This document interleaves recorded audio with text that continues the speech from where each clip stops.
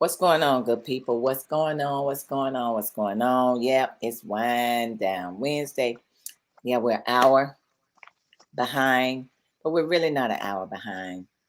We might have to start coming to you back again at 7 o'clock on Wednesday. So, because there's some new things happening, going places and doing things and just changing portion of our venue here and what we do on Wednesday nights.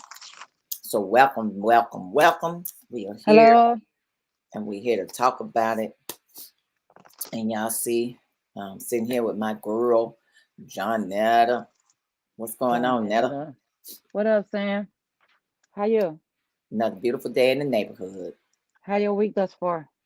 Girl, listen, it's been a good week. It really has been a real good week. I had a great weekend. Oh my goodness, I had a wonderful weekend. Good. Hung out with some friends, met some new people, got a dance in. So, it was good. My week has been great. Just chilling, kicking, working. And again, meeting new people and just enjoying life. Doing what I do, trying to Mm, keep that smile on my face and that facts. happiness in my heart, with Facts. the help of some close friends. So I think it's it's kind of working out. So in the It's meantime, between time, how your week been? been wonderful. Like you said, the weekend was great. Went bowling with some homegirls and had to do a little whooping on some people, you know. Oh Lord, And all right, um, the week has been great. It's almost gone. So Wednesday is the middle of the week. So tomorrow, Thursday, and one more day. So everything good. Everything good. good. The family good, everybody good. My brother good. Everybody good. Yes, he is. Okay, as long as my brother good and you good and everything's been good. Hate I missed the bowling thing because I was gonna have some bragging rights, but You things would have. happen. Um, I'm looking at things in a different way, but having Yeah. friends kicking it, having a good time is just a beautiful thing. Facts. Especially if you got a bunch of girlfriends. And what I like about us is, um, what's up, Tracy? What's going on? Thanks for tuning in. Hi, Happy Founders Tracy. Day to you, my friend. Happy Founders Day to you. Um, what I like is the fact that when we have like our group, and it's like we're grown. It ain't no drama. Ain't no disrespect. We laugh. We joke with each other. We crack jokes on each other, and still can. You are so welcome, lady. You are so welcome. I hope to see you soon. I hope to see you real soon, like February 4th. I hope so. We'll see. I don't know. Maybe my daughter may come. I don't know. But stay tuned. Um, what I like about us is that we can go places and do things and don't have to worry about the next woman that's sitting next to us or the one that's sitting in front of us or the one that's standing next to us talking. We don't have to worry about that because Right. we respect each other and Right. we respect each other's boundaries. So that's what I like. But I hate I missed it. Hate is a bad word. I'm kind of upset that I missed it. I hear you, girl. We ain't even got ours. We were just asked to go, but we ain't even got our ticket yet. So we hope to see you there, love. We hope to see you there. So work on yours, and we gonna work on ours. Matter of fact, I'm gonna work on ours tonight. How about that? Um, Mhm. but it's good. And then when you can go and you can trash talk and you can talk your smack and you can pretend you're a champion. You ain't no champion, but you the champs. Right. Right. You Right. are the champ. And you everybody else they don't get mad. It's just like I got you on the next one, or I'm gonna get you on Hmm. the next one. So that's what I like about the women that we hang with, or you and I are always around. So it's a good thing, and we speak truth. And that's the Yeah. whole thing about it. We speak truth, and we speak it without hurting someone's feelings. We don't necessarily always be politically correct, Hmm. but we just say it. Facts are facts. And it's just like I'm used to saying, and everybody knows I'm not doing no new friends. No, I'm not doing any new friends. So we were in a group. Our girls, the ladies, the women, the crew was in a group and said, somebody was like, "Well, Sandy, am I your friend?" And I was like, "Well, you can you're my friend in a different way. Everybody is my friend in a different way, because they didn't think that they were my friend because I was always I ain't got time for you kind of way. But everybody has a place in one's heart, mind, body, and soul differently. It ain't every friend ain't the same. So Hmm. you're my friend in a different way, is what I said. But technically, you're my friend, but you're my friend in a different way, if that makes sense. But I don't do new friends. Period. Pooh. I'm just saying. Everybody has a different role in someone's life. Yeah, we Right. cool with each other, and you're my friend, but you got a different role in my life, and it's just that simple. I mean, that's the way. Am I wrong for saying that? Am I Was I wrong, Netta? I'm just asking.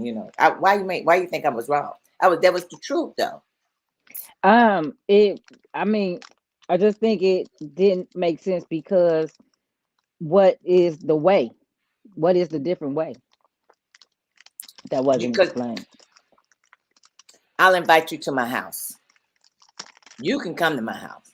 We Facts. cool as we cool as a fan and the air conditioning. But everybody don't have that type of friendship with me that I can invite them to my house. Or I can feel like I'm breaking bread in my personal space. Because this is my personal space. Right. So when you invite somebody to your personal space, I consider that a friend. Now, Right. when we hanging out and we kicking it and we chilling and we doing everything and we going places and all that other stuff, now you my friend in a different way. Everybody, tell it, Tracy. You better say that, Tracy. Everybody can't have a front seat in your life. True. And some I and, agree. and and some people can't even sit on the side. I'm just saying. That's all I'm saying. Some people can't sit on the side and some people can't have the front seat. So, but they still your friend. They just friend different levels. I think there's different levels of friendship. I just don't use a friendship. I mean, a friend word lightly. Exactly. You could be my associate, or you know, you could be cool. But when I label you as a friend in a different way, it ain't really too many ways to be a friend to me. Yes, it is. Either either either you are or you're not, or I'm not treating you on the same level that I treat you. I'm not. I just don't treat everybody the same. I don't. And I'm not going to. I'm not going to invite you to my family reunion. You might be able to come to the birthday party, but that's because I just want people in there so the people that I got the venue at can make money because you're buying something to drink. Boom. That's it. So that's a friendship in a different way. So if I invite you to my party, then you are a friend in a different way, but not Right. that up close and personal friend where I can sit down and tell you all my personal business. So I do Facts. think that there are different levels of friendship. And you know that because there are things that you are not going to tell a lot of your friends about your personal life. You ain't going to do it. No. You ain't going to do it. So therefore, there's different levels of friendship. Got it? Now you Yes. understand what I'm saying. Yes, ma'am. I thought so. Just get it together.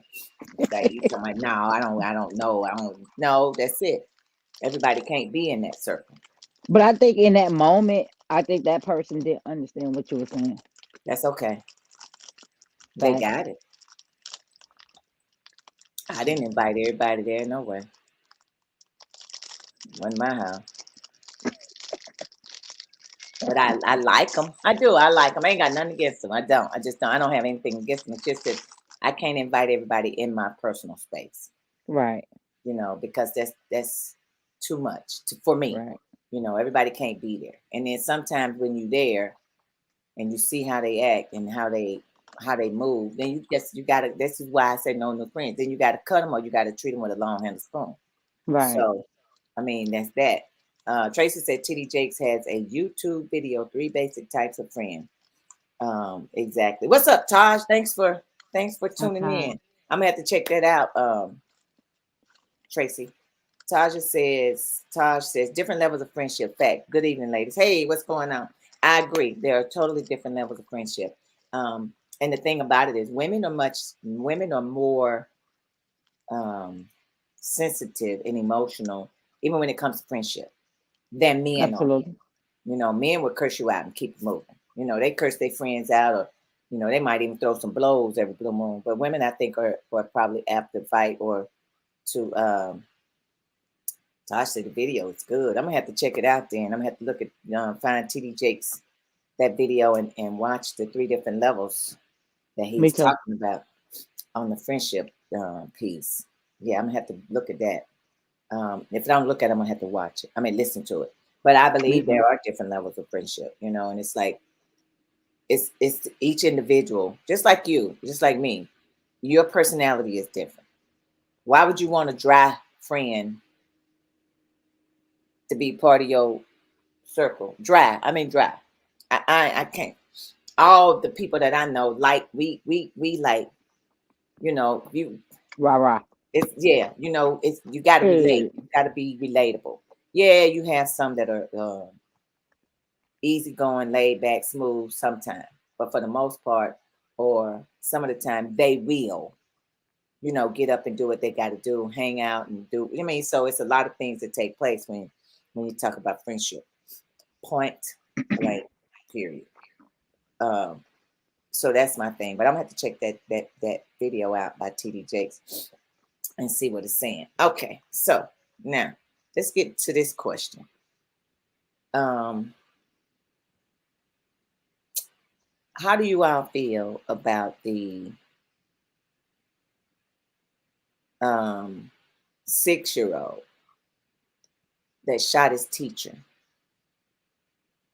Who should be charged for that? Should the mom be charged for the 6-year-old that shot the teacher? Oh, Taj done added the video to the friendship. Got it, girl. I got it. It's locked in there. We will be looking at it. And I probably will post it on the page. Thanks, my girl. Thank you. So, how do you all feel about the 6-year-old? Who's responsible for that 6-year-old shooting that teacher? Who is responsible for that 6-year-old shooting that teacher? Is what I want to know. How in the world did that child get the gun? Tracy says the mom should be in jail, but I don't think man. the mom in jail. I don't think the mom is in jail. I think the teacher is still in critical condition. Thus far, to my understanding, he is the youngest. He is the youngest that's ever done a school shooting, because it is a school shooting, because he took the gun from home, put it in To his school. backpack, and walked up in the school, who probably didn't have no security and no walkthroughs, no nothing, nobody checking. And he walked right on in, took it out of his book bag, and shot the teacher. First of all, how did he know where it was? Why? I know why people have guns. I do. I get it. I understand it wholeheartedly. But a 6-year-old, how did he know where it was? And how did he know how to shoot it? This is what I said about him knowing how to shoot it. Them little darn video games.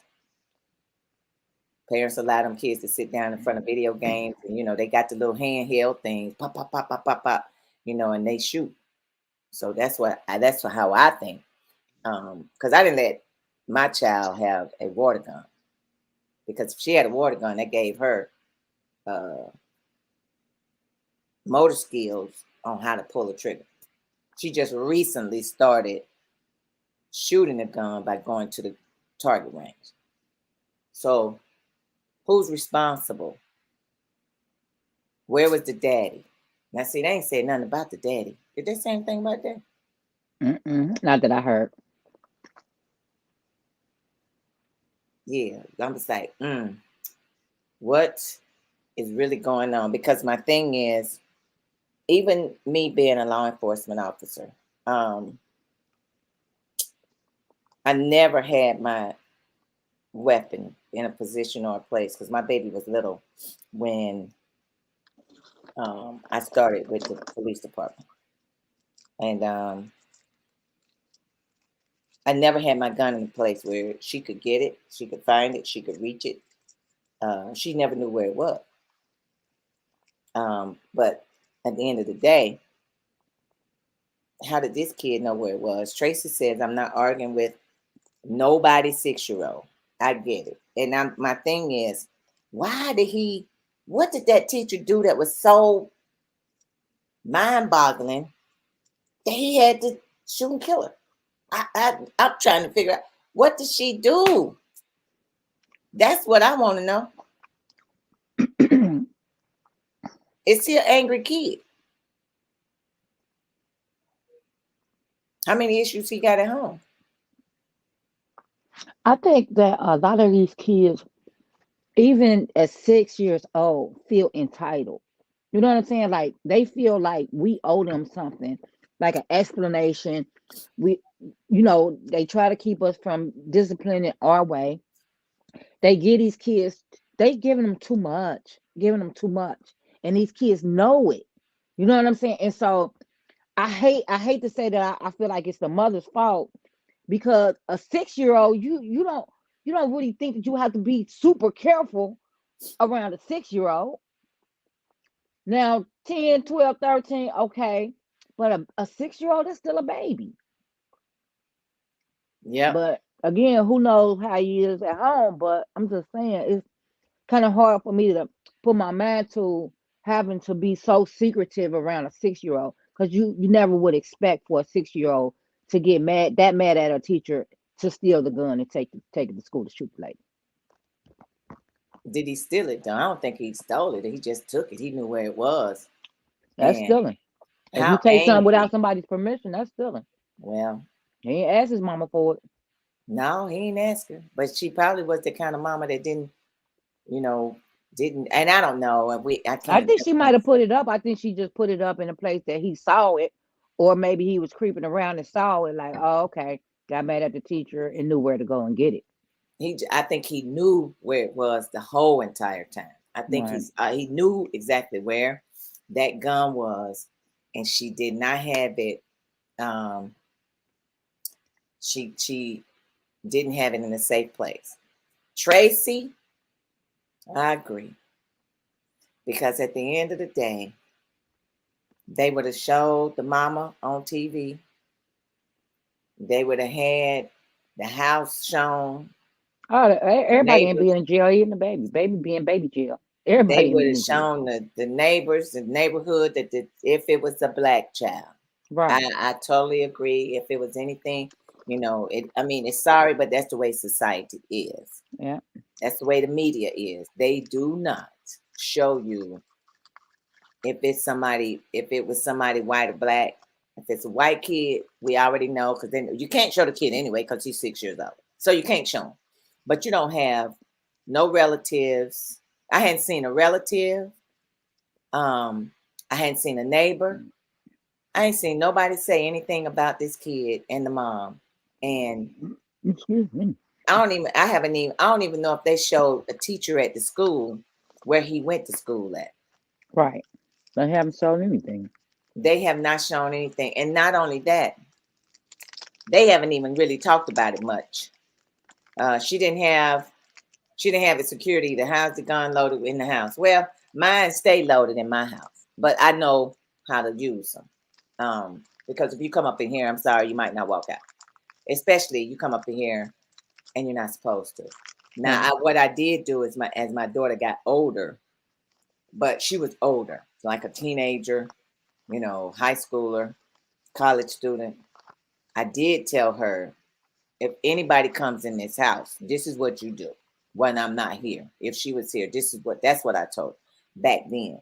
But never as a 6-year old, because when I started, she was young. She was like maybe 4 or 5 or something.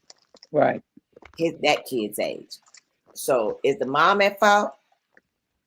Is the daddy at fault? Is the school at fault? Is the teacher at fault for this 6-year-old? Because at the end of the day, they said take a village. Did this kid have any behavior issues? See, ain't nobody saying that. That's the whole thing. The school hadn't even come out and said anything. Nothing at all. Absolutely nothing about this kid. So I agree with you, Tracy.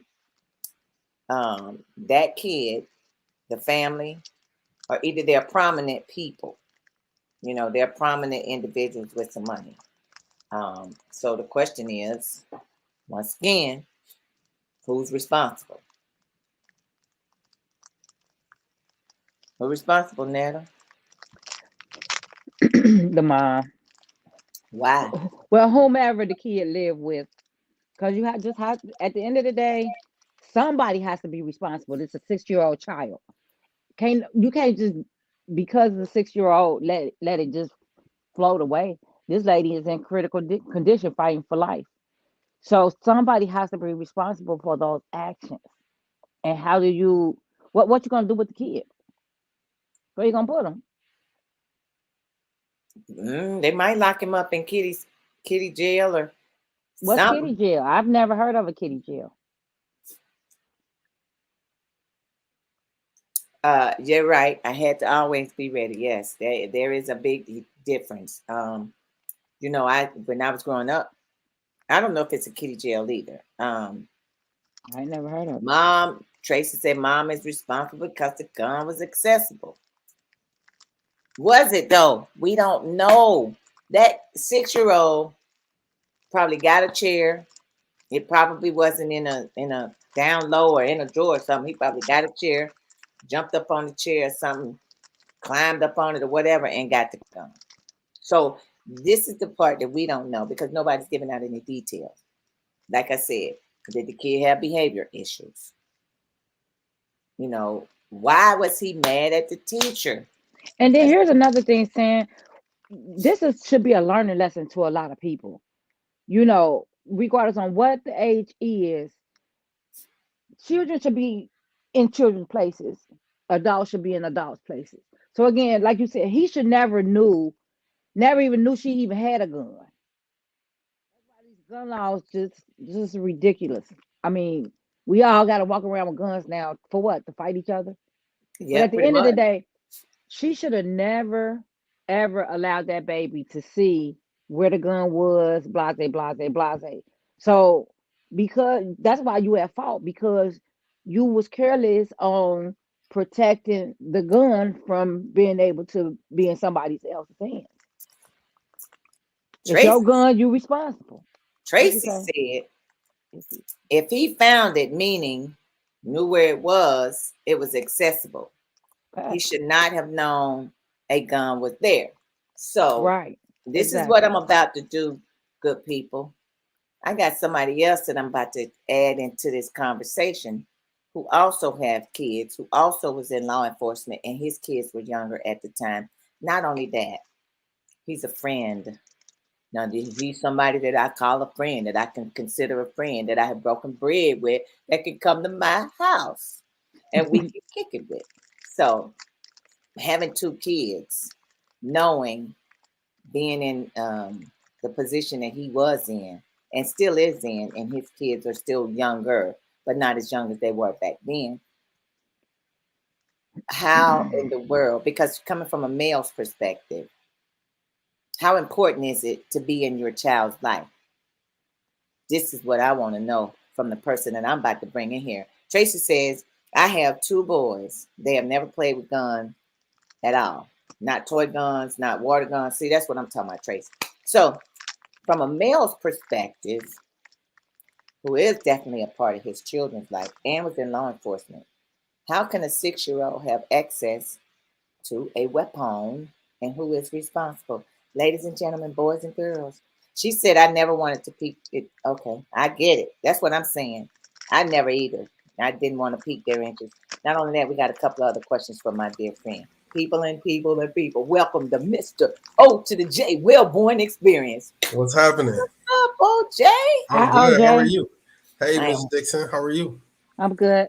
Talk radio. What's going on, man? Thanks for joining us. Glad you can tune in and catch some of this conversation, add to this conversation, and and talk about before we log off a little bit about what you do and how you do it, because there are things going on around in the place, in the world, in the city. But how you been, man? Tell us what's going on in your life, buddy. Tell us what's going on, because I need you to tell us, as a former law enforcement officer, Yeah.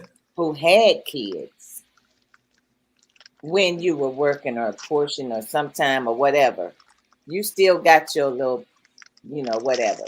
Have you ever put your weapon in a position where your kids could get it?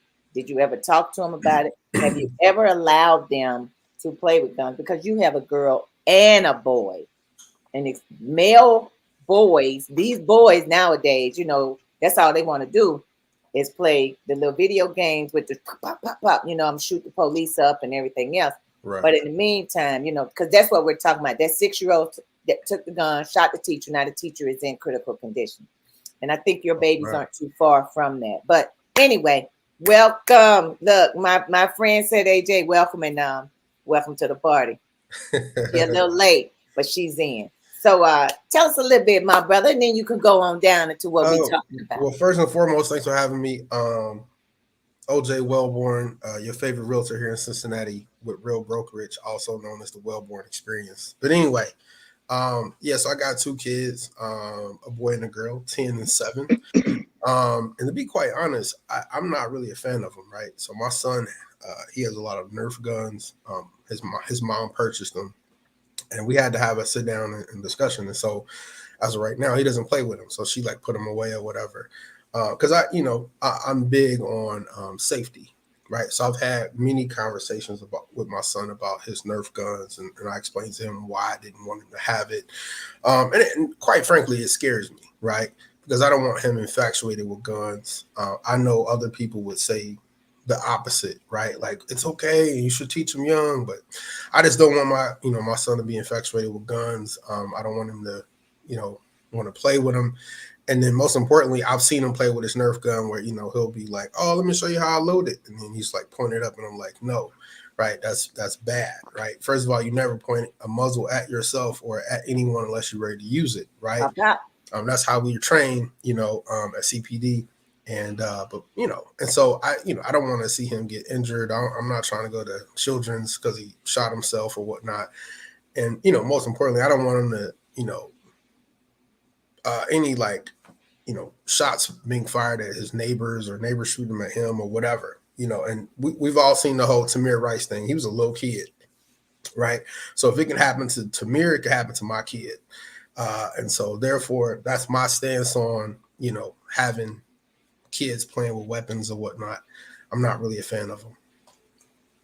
And I'm not either when it comes to being mishandled, and like you said, we were taught differently, different ways on how you handle guns, what you're supposed to do with them, where you even point them.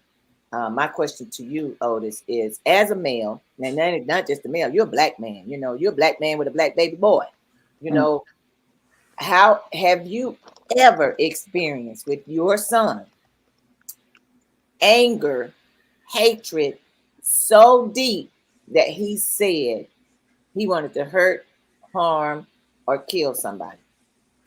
No, because we don't talk like that. So never. No, we don't talk like that. I raise my kids differently. I tell them to, we don't communicate that way, right? We try to communicate out of love. I know that kids get mad at each other sometimes, but, when I catch them in the middle of the act of whatever, I always make them apologize to each other. Like, you don't talk to your brother like that. You don't talk to your sister like that, right? So I put my foot down and I put a stop to it early. We don't play that. As well as, they know to respect their, other adults as well. So, yeah, we don't do that kind of talking in my household. Tracy got a question. She says, at what age should we as parents or adults introduce kids to guns? That's a tough one. I mean, I think that's based on the adult and their kid, right? Most importantly, I think it should depend on their comfortability of how they even use a weapon as an adult. So, like, if you don't use a weapon very well as an adult, then you probably shouldn't be introducing a gun to your kid. And I agree. I think it's based on the individual, for one. Let's say Mhm. that, it's and for two, I think you should always consider the environment that you are in, the environment that your children are in, Right. and the environment that you're living in the neighborhood. Sometimes I think adults introduce kids to weapons at a young age because of where they live, because their mindset is a sense of survival Right. in the neighborhood that they live in, which causes them to introduce guns to children at such a young age. Right. I can't really personally say what age. I think as a parent, you should you should gauge that, to see when you think your child should be introduced to guns. But my next question is, how many, okay, you got two kids, Tracy, and they are boys. Do you let them play that, what's that, Fortnite? Think Yeah. about it. So Think about it. yes, so I'm glad you even asked that.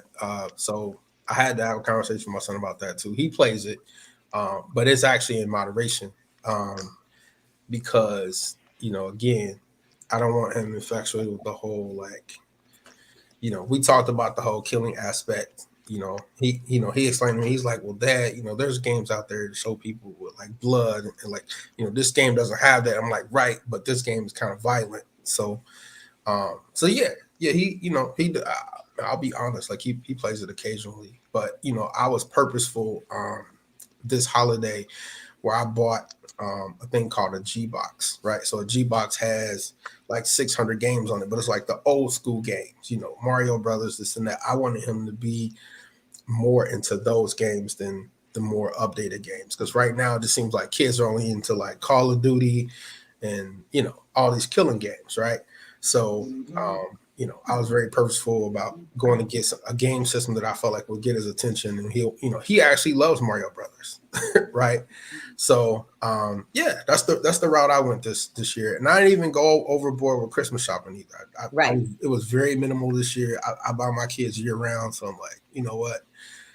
They've been on trips this year, this and that. So I'm like, nope, we're not overdoing it. So And Tracy said she saw a 15-year-old white boy at the range firing off an AR-15, hitting the target from 100 feet away. I'm not surprised at that. yeah, By any means. Am I not? I mean, because with the fact that everybody in the world now, in different states, are able to carry any kind of weapon, and you can buy them anywhere. I probably can go out here on the corner somewhere around where I live, if I knew the right person, and buy anything I wanted to buy. but I think it's a cultural thing too, though. I think it's cultural. I agree. Yeah, I think in the Caucasian culture, I think they tend to do a lot of hunting, and or for the ones that live out in like rural areas that have land, they're teaching their kids how to survive. So like learning how to hunt in areas like that is a way of surviving, right? Yep. They're teaching their kids like life skills. So Yep. it's a different view and approach, from that standpoint. So I think it's a cultural thing. I think is based on your upbringing and where you're at and what your environment is. It's just so many moving parts to it all, to determine how to do it. But I think the biggest thing is we've seen so much happen with Black people in general, or just our kids in regards to guns, whether it be good or bad, that we're just like, no, we don't want our kids to be exposed to it because we don't want nobody to get hurt. It's like we just feel like we got to take that extra mile and be like, you don't do this, or that. Right. You can't. Right. It's unfortunate that it's like that, but that's how it is. So we have to give our kids that extra story, like, hey, unfortunately, you might be viewed a certain way, so you got to move accordingly. Yep. I agree with you. And Tracy said her boys weren't introduced to anything. They were in the teenage years, but Yeah. they're now 21 and 18. and she monitored them when they was playing Fortnite. I get that. I understand what you're saying, but Yeah. should they be playing it anyway? Because Fortnite is still Fortnite. There's blood and guts everywhere, and folks are still. I can't. This is one thing that I will say. I never try to tell people how to raise their own children. Right. I don't. Because monitoring children playing those types of games still give them that mindset. It still shows them how to do it or how it can be done. Right. That's just my thought. I've never liked Fortnite. I never liked any of those games where it's causing harm to anybody. And like you said, the Mario Brothers, the cartoons and the games that Courtney grew up on, they're nowhere. And I don't nowhere. They don't have those games. They're not teaching those children those games anymore. Nobody. We used to watch Charlie Brown. Where in the world in Charlie Brown was there ever anybody getting hurt? Right. Lucy might have caused some problems or whomever, the little mean girl, but at the end of the day, nobody, broke bones, nobody was killed. Those were cartoons and things that we used to do back then or used to watch where it didn't cause harm, but it always had a great story behind it on why you shouldn't do it. Right. So we don't see that anymore. So I had to have a talk with my son about that, right? So, when you tell kids that, they automatically think you're the uncool dad, like you're the mean dad, you're the mean parent, and it's like, no, you don't understand, right? So I've had that extensive talk with my son about, playing these games and the violence and stuff like that, right? But at the same token, we also have to be mindful of the world is always evolving, right? And I'm not saying it's evolving in the right direction, but we have to understand that what was cool cartoons or whatever in our day is totally different now, right? Totally. So much now that you got to actually watch the content that they're set, like on these things that they're watching now. You have to watch what they're saying, because I feel like agendas or certain tone, like these shows have certain tones or whatever. Oh yeah. And so you just have to be very mindful of the content you're watching. My son is a big YouTuber. He loves watching YouTube. So I'm always like, nope, can't watch that. Cut that off. So you just got to be that way. You got to be that way. You got to watch what because we're just in a different age now. I didn't get it. I used to sit here and watch my kids. They're on YouTube and they're watching other people play video games. So there's actually people getting paid millions of dollars to play video games. Watching them play all across the country. I don't get it, but that's the new age thing, right? It is. They're subscribing to these people's channels, these other kids' channels, but they're still watching those games that we don't want, or you don't want them to play, but they're still watching them because they're now being posted on YouTube. So they're still learning it in some kind of way, shape, form, or fashion. And the other thing that I don't like that I have to monitor with my son as well is the headset, right? So you can buy them a headset so they can go out here and they can talk to anybody online. And I'm always like, you don't never tell nobody where you live. You don't never say like none of that. He'll be like, oh, these are my friends. And I'm like, no, you don't know these people. You're just playing online and it could be somebody pretending to be a kid. You got to be safe. So I'm big on that too. I bought him the headset, but I didn't think about it until after the fact. So I had to monitor that as well. So here we go with that word again, monitor. Here we go with that word. Got to. At the end of the day, you can only monitor so much because they are still learning. Absolutely. How to do it. My mom and dad taught me well, but unfortunately, when I left the house, I was exposed to the world. So it was up to me to use my discernment and my discretion and my discipline to decide if I'm going to interact or do, what the world is doing. So that's just how it is, right? Yep. And I agree with Tracy. Grand Theft Auto is another one. I mean, that game right there is horrible. Right. So that 6-year-old, he probably did watch, like you said, the YouTube. He probably had the Fortnite. He probably had the Grand Theft Auto. He probably had all of that, had access to it. And, not trying to sound racist or anything, but he probably was white. He probably was a white kid. We ain't seen him yet. So where did this happen at? This is my first time hearing about this story. So, oh, see, and that's what we just said. But hold on, Tracy said she allowed her boys to do it because she knew they would leave and go. What you just said, because at some point when you left your father's and mom and dad house, you were exposed to other things, so you kind of picked it up. So she allowed them to do those games and be on them for a certain amount of time. She also said she think that race car games have altered people's reality, like her son. But you know, he got to watch Bubba Wallace. Tell him to watch Bubba Wallace race car stuff. Bubba Wallace is the black man that's racing cars. But this kid Otis was 6-year-old in a rural area. It had to be because they haven't said anything about it. You really haven't heard. About a couple of days ago, it happened recently. This week. Because we were talking about, I was talking about it with somebody else. 6-year-old took his mom's gun. Is it local or? Okay. It's in a different state. Took his mom's gun and went to school and shot his teacher. And she is still in the hospital in critical condition. How did he learn how to shoot it? Where did he get it from? Who's responsible for that? We're talking about a 6-year-old. Right. And it's like you said, unfortunately and unfortunately, Caucasians, white people have access to property, land, guns, and they, at 5 or 6, their children are out there shooting cans and bottles on the farm. Mm-hmm. And if it's in a rural area in Virginia, and if Tracy is right, then what else? Because Virginia is not like.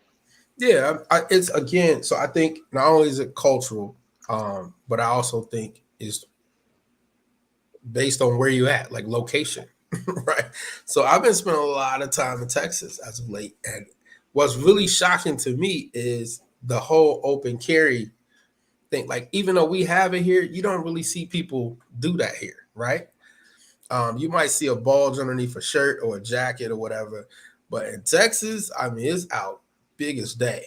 Yes. It stand out like a hat. Yeah, it's like, I got it. And walking to Target or Walmart, you're like, I got it, right? And the whole like demeanor and tone is different, right? So, it's different. It's very different. It's all about location. It is, and that's what I say. How old should you start? How old should your child be before you start teaching them? It depends, I guess, on the location and where you are. Because my thing is, if we're in a different neighborhood, should I say, if I got a gun, should I tell my child, okay, if somebody come in here when mommy not home, then I want you to. This is all I want you to do. This is where it is, and have at it. Should you tell them that because of where you are? Because you're actually showing them and well, that depends on the maturity of your child, right? Are they mature enough to say, I'm only going to use this for a survival tool and not play around with it when nobody's looking at me, kind of thing? I mean, so it's just best to I think there is an age limit. What that is, I don't know. But I don't foresee myself teaching my kids how to use a gun. If you're in a neighborhood and all you're hearing is gunshots in a neighborhood that you're living in, right? At what point do you start talking to your kids about guns? Because now they can't even go out the house, go to school, and come back without feeling safe. Because it's just shots fired every weekend or every day somewhere around the corner. Somebody is shooting. So how do you teach your child or tell your child guns aren't safe when they're living in a neighborhood where that's all that's happening? Right. And that was kind of one of the things that I wouldn't say joke about, but just, one of the things that would be said, repetitively. When I used to patrol, it was like certain areas, it would be like, oh, gunshots is like music over here, kind of thing, because it happens so like often. It was just a thing that occurred a lot. Now I would say, over time things have changed because they've been changing, neighborhoods and stuff like that. But yeah, so what do you do? I mean, I think it would be more, I would have more conversation about, how to survive it more so than trying to use a weapon, but just be like, hey, these are the type of things you need to worry about. These are the type of things you need to look out for. If you hear something, drop to the ground, take cover, if you need to hide underneath a car or whatever, whatever you need to do to take cover so you don't get hurt, do those things or stay low. Or stay away from friends that are, into that kind of trouble or what have you. So, Yeah, because it's kind of difficult and hard to try to not talk to your kids about a gun if you're living in that neighborhood. If you know the neighborhood you're living in, and that's all you hear is shots fired, or something's happening to somebody because shots were fired. It's kind of difficult to explain to them and show them and teach them when that's the only thing that they're around. And they can be good kids too. Not all kids are bad when they live in those neighborhoods either. So I do feel like it's definitely the environment that one is in, and how they grew up. Now I grew up in a country town, and back in the day, I don't have anything against guns. I just have, if you're gonna have one, you need to learn how to use it. Tracy said that the teacher has been lifted from critical to stable, which is good. Thank God. Yep. So when I grew up, and how I grew up, everybody pretty much down there had guns, but black folks didn't. White people had guns, but the black folks did not have the guns. So my thing is like, they had the guns, we didn't have them. But now everybody got them. But back then they used to have them in the back of the truck, in the back window. You had shotguns. They walking around with pistols, and and as a black person in Alabama, I didn't feel afraid, frightened, scared, or anything like that of them with them. Everybody kind of knew boundaries, and you knew who had them and who didn't have them. But there was back then wasn't even no it wasn't no carry safety lock box, and no license that you had to have to carry a weapon. But never grew up feeling so guns always existed, right? But when I talked to my parents, they both grew up in the West End, and they would say Newport News, VA. Okay, so they would always say, in their day, people just would, have a fight with their hands, right? Facts. Right. And if you got the best of them that day, to get you the best of you another day, right? Or it would, like, one or two people would start, and before you got two whole families in, right? But at the end, that was it. Like, when it was over with. Right? Yep. Now it could be, that one guy that's young in the neighborhood and be like, I'll be right back, and have a whole different mentality about how you gonna, handle a situation. So it ain't even right back. It's happening right now. Yeah, because he ain't doing that, but coming out of his pants, underneath the shirt. Right. Wow, why you looking at me that way? What's going, crazy, stupid, simple stuff causes someone to lose. And I've encountered a lot of young guys with guns, working as a PO. So yeah, it's a real thing. Here 14, 15-year-old kids, saying silly stuff like, oh, I can do 18 months standing on my head. That's because they got that bad influence, right? Or getting a number, a prison number is like, a reputable thing to, just be proud about, within a community. And it's like, no, that's not cool at all. So, man, we've seen it all. And I know you've seen it all, especially being a school resource officer. Like, man. Yes. And it don't get more scary than that, right? It doesn't. Especially if it's only one or two of y'all in one school, and it could be 100 kids at once that all got weapons. Then what, right? Or if something happens in the school and you got to locate the problem, they can hide anywhere. The schools, to me, it could be very dangerous at schools because it's hard to really pinpoint like where something is. Now, I did see a system, and I don't know where state this was, but they got some new security system now where it's cameras everywhere in the school, and somehow they can locate the active shooter, and they could spray stuff, like a gas, like it was all kind of stuff. They was like shutting hallways down. It was a very sophisticated service, right? But obviously every school ain't gonna have enough funds to do that, but this school did, and I just thought it was kind of amazing to see it. But it's a dangerous thing. Anytime you go out there and you encounter anybody, you could be minding your own business and it happened. Yeah. And I'm sure that teacher she went to school that morning not knowing, did not expect her student, a 6-year-old, was coming back to the school. And it's like, what triggered him? What happened that was so bad that this baby had to grab that gun from home, get on the bus with which is another thing. If he got on the bus with other students, he had that weapon on the bus with other students. Well, it's obvious that he saw it before.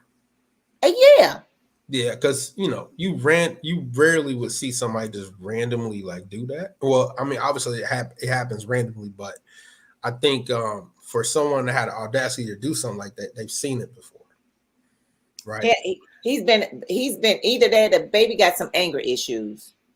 Really some real serious anger issue. He gonna need therapy because that's a traumatic experience. Well, the mama need therapy, and she needs something. A tap on the hand is not gonna work. So thanks for talking to us about it. But Otis, yes, is a realtor here in the city of Cincinnati, state of Ohio, Hamilton County. Yes. Otis. Yes, ma'am. What is going on with the rates on all these houses, buddy? I mean, I'm trying to buy some property and I can't buy nothing because the rates are 7%. My mortgage is not. It's at a low. So my question to you: are the rates coming down at all? I believe they will be coming, decreasing, but it's all about perspective, right? So here's what I would say: if you're renting, right, you're paying 100% interest rate, right? So for all the renters that point the finger and be like, I'm not buying a house at 77%. Well, you're paying 100% interest rate right now, renting, right? But on the flip side, even though that the rates are a little higher, you can get a house at an affordable price right now. Versus what you call affordable, Otis? Huh? What do you call affordable? Because a 7% rate on a mortgage ain't affordable. Okay, let me explain. It's all about perspective, right?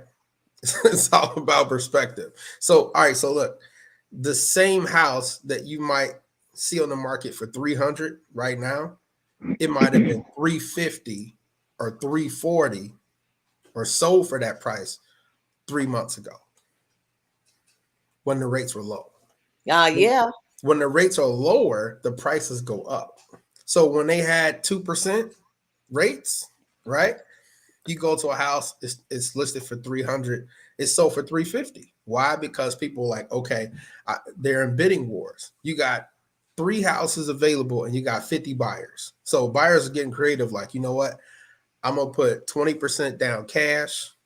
I'm gonna take this house with no inspection. We're gonna waive the appraisal. Matter of fact, I'm gonna just pay cash for it. Or I'll put half in cash and I'll finance the other part. Like they got real creative, with structuring these deals to make their offer more attractive. So now that the interest rate is higher, hey, listen, it's still a lot of buyers. I lost a multiple offer situation today, okay, on a house that was like 300. So we lost. And from what I was told, that I think the winning bid dropped like a 50% deposit. Well, who's walking around with 150K cash? I'm gonna drop this today. If you get that loan for 100 and if you get that loan for 350, and they give it to you. You tell them, I need you to cut me a check for 100,000. I mean, that might have happened. That could have happened. I don't know. Yeah, I mean, it's again, but there's so many factors that play into that, right? So, you got credit score. Your interest rate is based on credit score,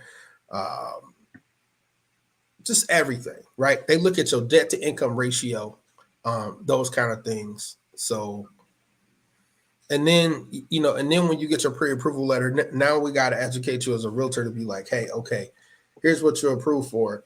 Here's where houses are selling for over here. But now we got to take in consideration the taxes. So the taxes being like super high, versus, like taxes are different between Cincinnati and Mason.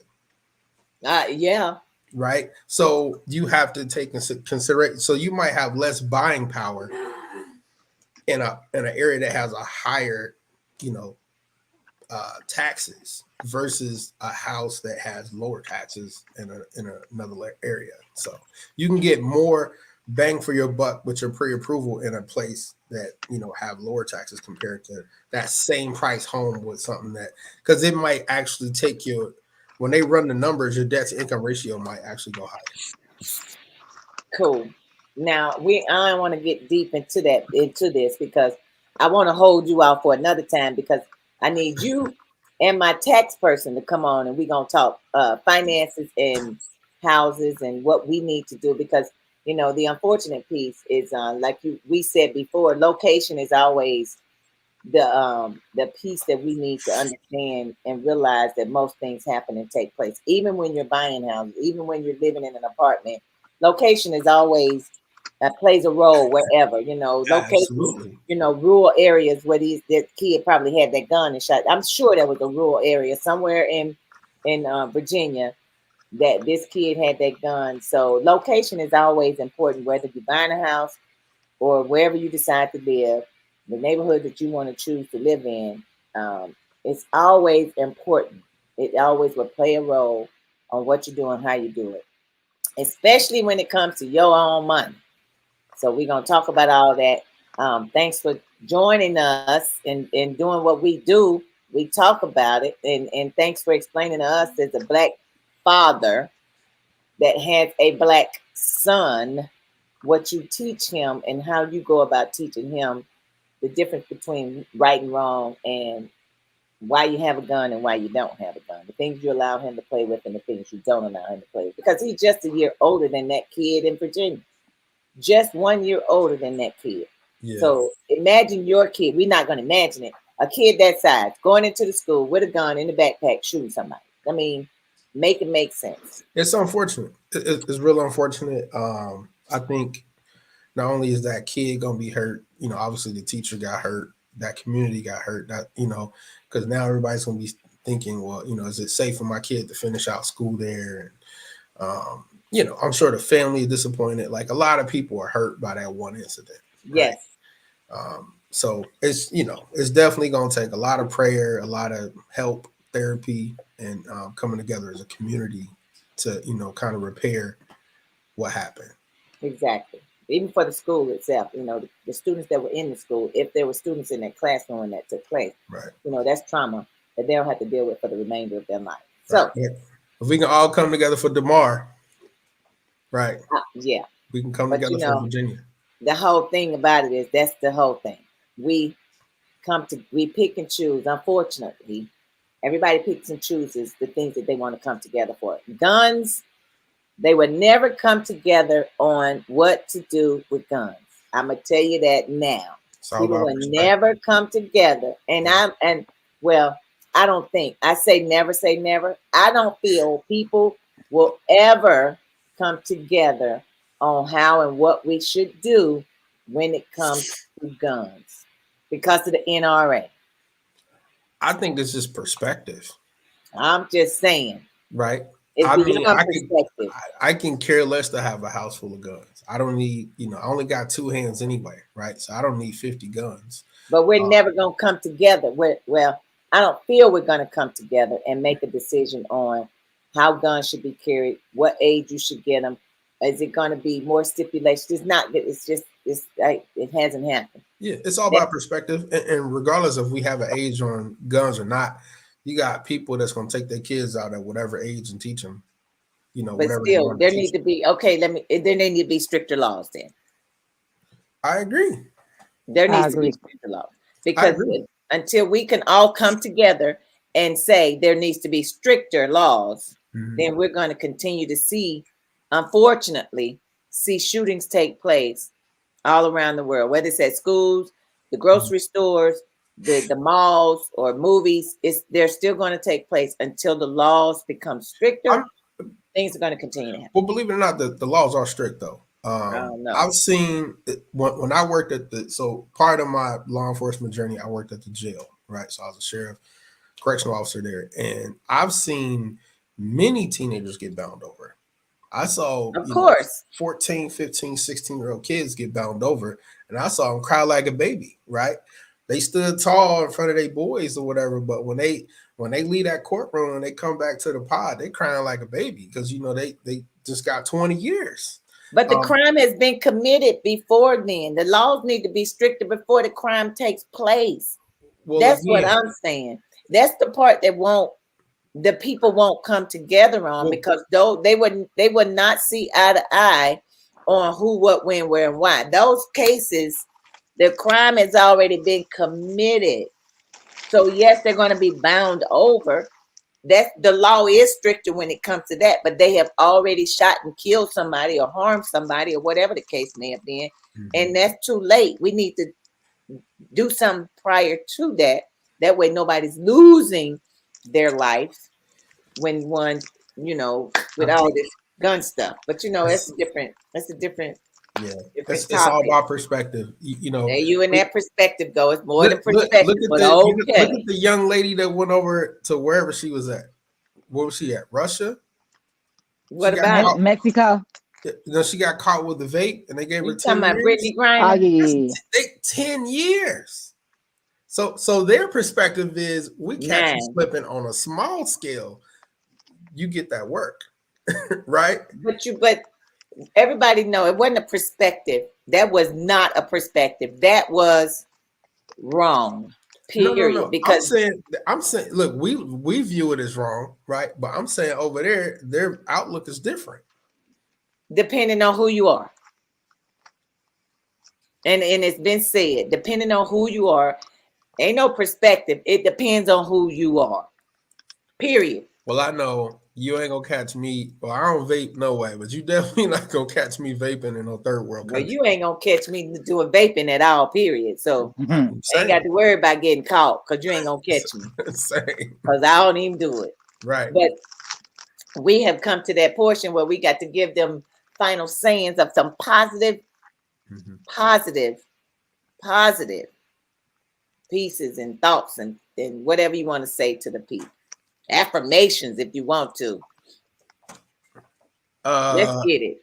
Something that I learned last year, and I kind of stood on this, but be careful how you treat people, and be mindful to always be positive, no matter who you come across with, cross paths with, because you never know when you might see them on a later day or a later journey, day down the journey.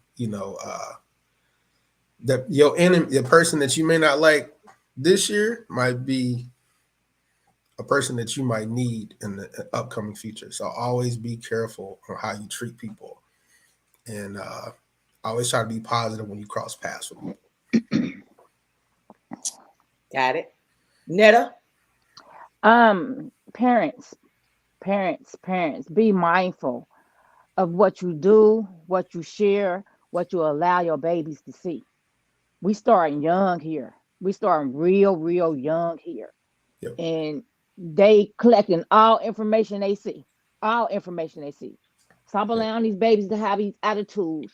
Take that attitude to school to a whole new person that don't know nothing about this person. I just met you, but I'm supposed to deal with your attitude. Keep that at home, moms, dads. Let's get on these babies. Let's work with these kids. It's bad out here. It is. It's so crazy that you say that. And you, Otis. I was just talking to somebody today, they were talking about the difference between, some kids and other kids, how they're becoming ruder. These kids now are like more rude than they have been in the past. I said, but they're picking up those traits from home. If you're rude at home, then you feel like you can come to school and be rude to the teacher, But then also it's up to that teacher or that instructor to not allow the rudeness to take place. So you got to be a totally different person. Like Otis just said, be careful what you do and how you do it, because at the end of the day, that person you got to cross the path again at some point, and you gonna need them at some point. And those parents are definitely going to need some assistance and help with their child from that very same teacher that they sat in there and talked about around their kids. So be careful what you say and do with folks. And y'all know me, positive in, positive out. And it's always better to give than it is to receive. We'll see you next time. Take it easy.